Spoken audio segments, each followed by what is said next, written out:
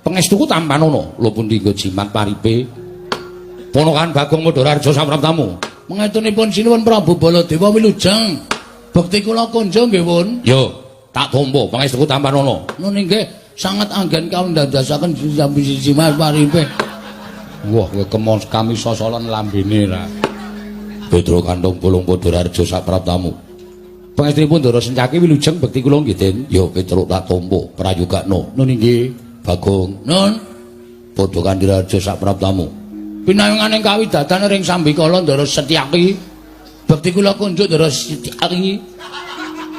Muni Setyaki kok dadak dilek suarane ora.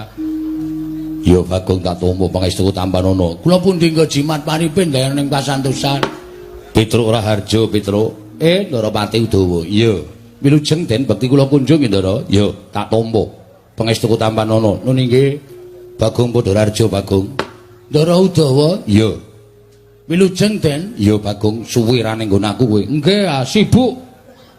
Kula saniki dadi ketua pemuda.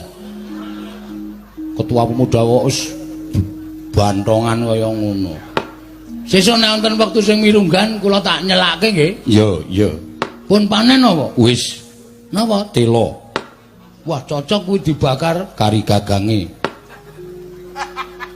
Terus maksudnya kula kan ngerokoti gagang. Ya rasa nesu. Kuwi ora. Dipun sekecakaken nggih Ndara Dawa. Lho, kuwale. Oh, nggih, Dik. Disekecake Bagong. Nggih, sampun mboten kirang prayogi.